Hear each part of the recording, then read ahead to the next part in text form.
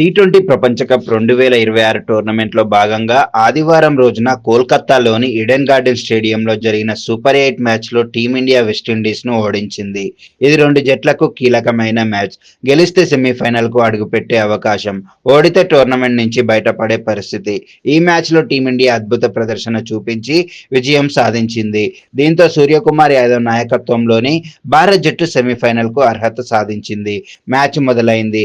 West Indies toss గెలిచి batting ఎంచుకోవడంతో వారు 20 ఓవర్లలో 4 వికెట్లు కోల్పోయి 195 పరుగులు చేశారు.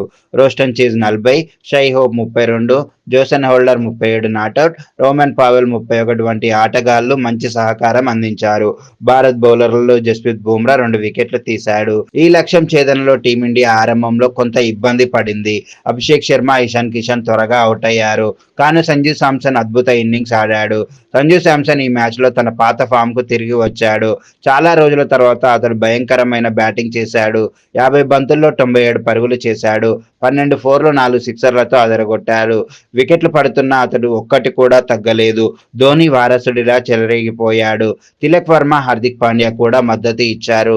చివరికి 19.2 ఓవర్లో 5 వికెట్లు కోల్పోయి 199 పరుగులు చేసి మ్యాచ్ గెలిచింది. లక్ష్యం 196. భారత్ జట్టు 5 వికెట్ల తేడాతో గెలిచింది. Sanju Samson player of the match అయ్యాడు. ఈ విజయంతో టీమిండియా 2016 టీ20 వరల్డ్ కప్ సెమీఫైనల్లో వెస్టిండీస్ చేతిలో ఓడిన పగను తీర్చుకుంది. అప్పుడు ముంబైలో జరిగిన సెమీఫైనల్లో వెస్టిండీస్ గెలిచి ఫైనల్కు చేరుకుంది. ఇప్పుడు 10 సంవత్సరాల తర్వాత ఈడెన్ గార్డెన్స్లో భారత్ అదే జట్టును ఓడించి సెమీస్కు చేరింది. ఫ్యాన్స్ ఫుల్ ఖుషి అయ్యారు. ఈడెన్ గార్డెన్స్లో లేజర్ లైట్స్, లెహరాతో పాటలు, వందే మాతరం గానాలతో వాతావరణం ఉత్కంఠగా మారింది. ఇప్పుడు టీమిండియా సెమీఫైనల్లో ఇంగ్లాండ్తో తలపడనుంది. ఇది మార్చి 5న ముంబైలోని వాంఖడే స్టేడియంలో జరుగుతుంది. మరో సెమీఫైనల్ మార్చి 4న ఈడెన్ గార్డెన్స్లో సౌత్ ఆఫ్రికా వర్సెస్ న్యూజిలాండ్ మధ్య జరుగుతుంది. ఫైనల్ మార్చి 8న అహ్మదాబాద్లో ఉంటుంది. ఈ మ్యాచ్లో సంజు శాంసన్ ఇన్నింగ్స్ నిజంగా అద్భుతం. విమర్శలు ఎదుర్కొన్న అతడు కీలక సమయంలో తన సత్తా చాటాడు. టీమిండియా బౌలర్లు కూడా మంచి ప్రదర్శన చూపించారు. ఈ విజయం భారత్ ఫ్యాన్స్కు గొప్ప ఆనందాన్ని ఇచ్చింది. ఒక సెమీస్లో ఇంగ్లాండ్పై గెలిస్తే ఫైనల్కు చేరుకుంటుంది.